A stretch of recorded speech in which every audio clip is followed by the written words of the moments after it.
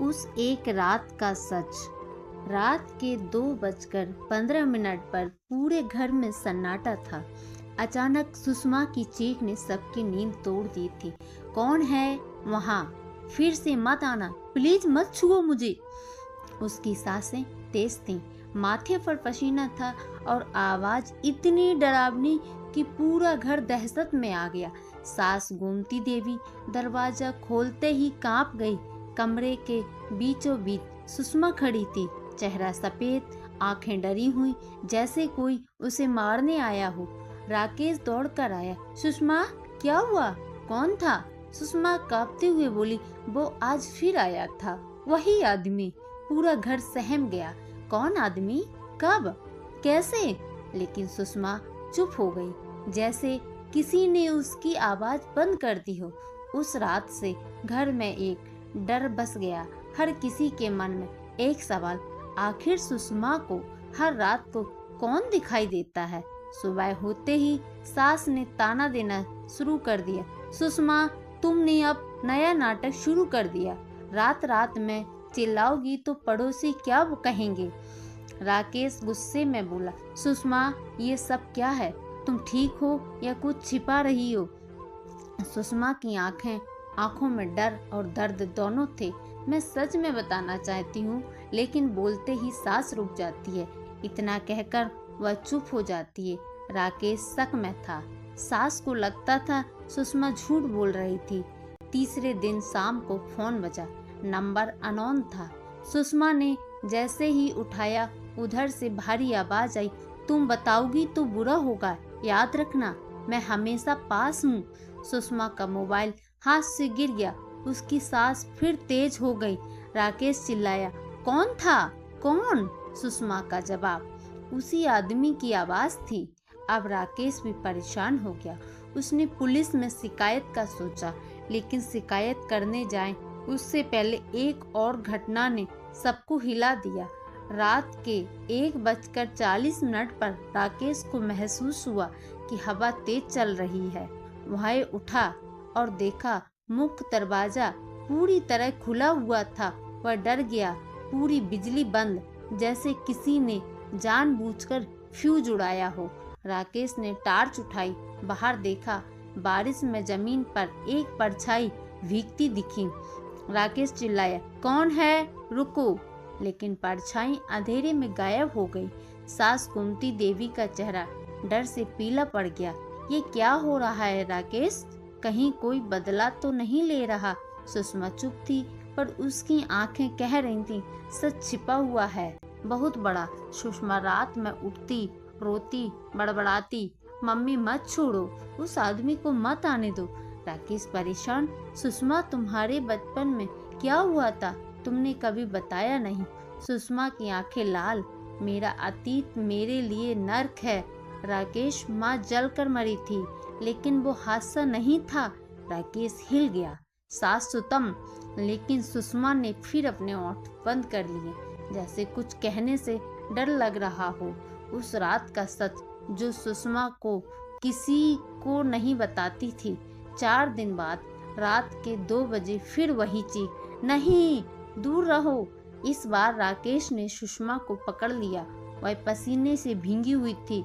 वो आदमी मम्मी को जलाने वाला था और मुझे भी मारने आएगा। राकेश दंग। सास रोते हुए, बेटा सच बता दे, कौन था?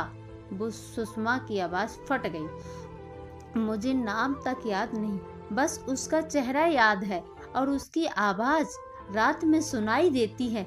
ये बात सुनकर राकेश ने पुलिस बुलाने का फैसला किया, पर असली झटका तब लगा।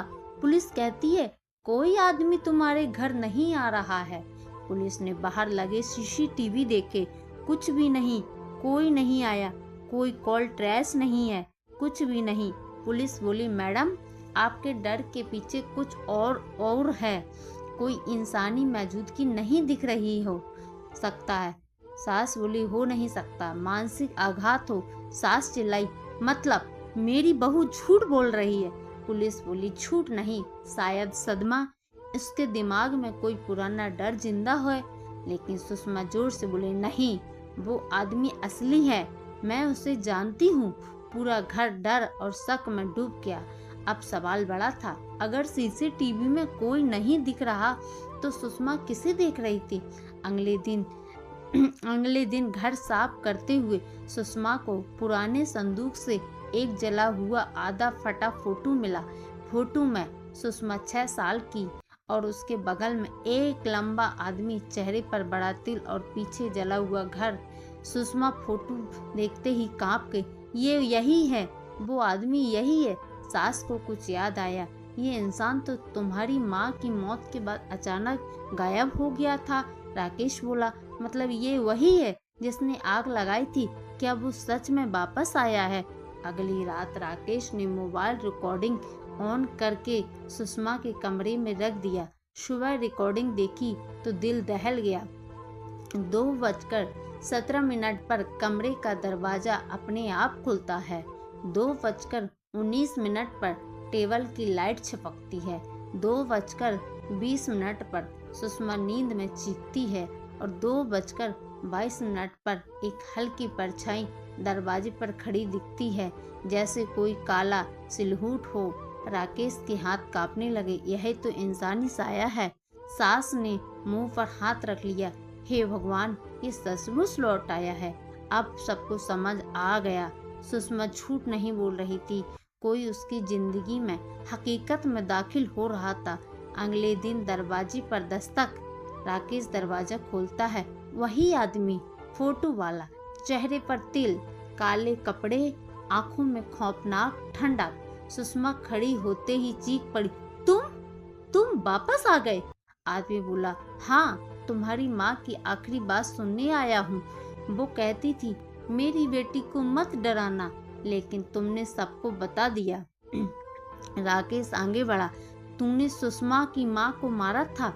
आदमी ठंडे स्वर में बोला, हाँ, क्योंकि उसने मुझे घर से निकाला था। अब बारी सुषमा की है। इतना बोलते ही सुषमा की तरफ बढ़ा। सुषमा चीखी, रुक जा। अचानक सास ने पास रखी लकड़ी उठाकर आदमी के सिर पर दे मारी।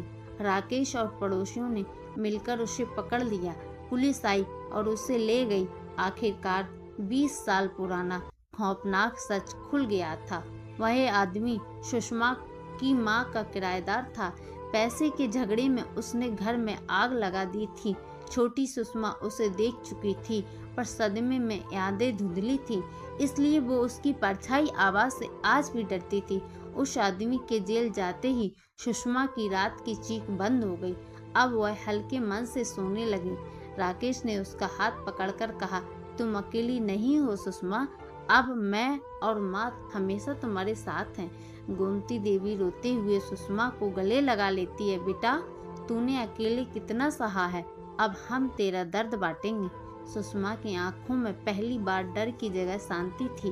वह धीमे स्वर में मुस्कुराई, अब मेरा अतीत खत्म हो गया। और उसी मुस्कान ने उसका नया भविष्य शुरू हुआ। कहानी कैसी लगी कमेंट सेशन में ज़रूर बताएं। राधे राधे। कहानी अच्छी लगी हो तो कमेंट सेशन में राधे राधे ज़रूर लिखें दोस्तों।